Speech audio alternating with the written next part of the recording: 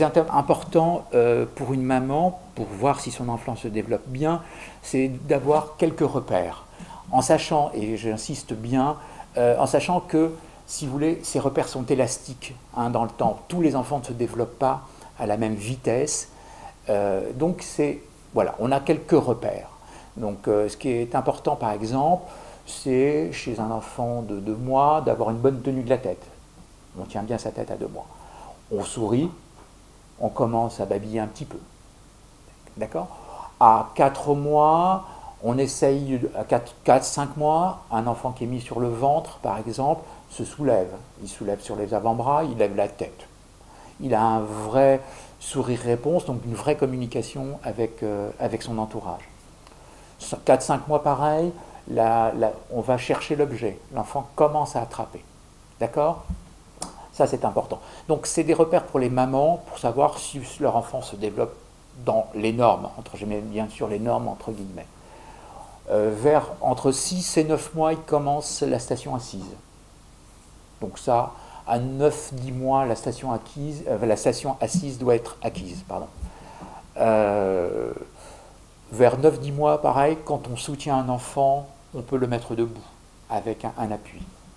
Il a une préhension qui est bidigitale, c'est-à-dire qu'en fait, il dégage vers 9, 10, 11 mois le pouce et l'index. Donc il arrive à attraper avec le pouce et l'index.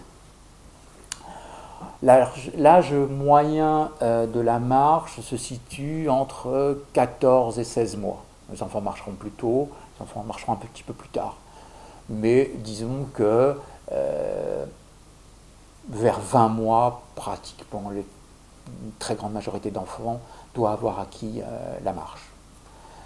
Le langage, c'est difficile parce qu'en fait, tout dépend de la stimulation dans la famille.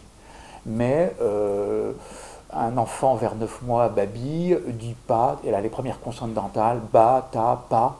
Et puis vers 12, 13, 14 mois, papa, maman. Ensuite, le langage devient de plus en plus élaboré.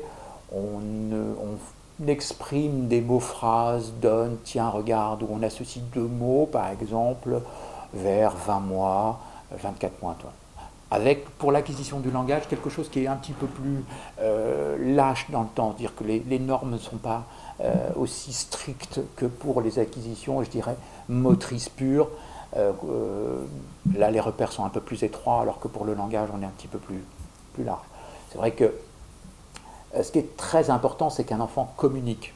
Un enfant ne communique pas, on ne communique pas uniquement à travers le langage, on communique aussi à travers le babillement, mais à travers aussi le regard, à travers l'intérêt qu'on manifeste vis-à-vis de l'entourage, vis-à-vis de sa maman. Donc ça, c'est des repères. Donc un enfant qui ne communique pas, il faut en parler à son médecin, c'est très très important. Je dis ça tout simplement parce que l'âge moyen de dépistage de l'autisme dans les pays anglo-saxons est vraiment inférieur à l'âge de dépistage que nous on a en France.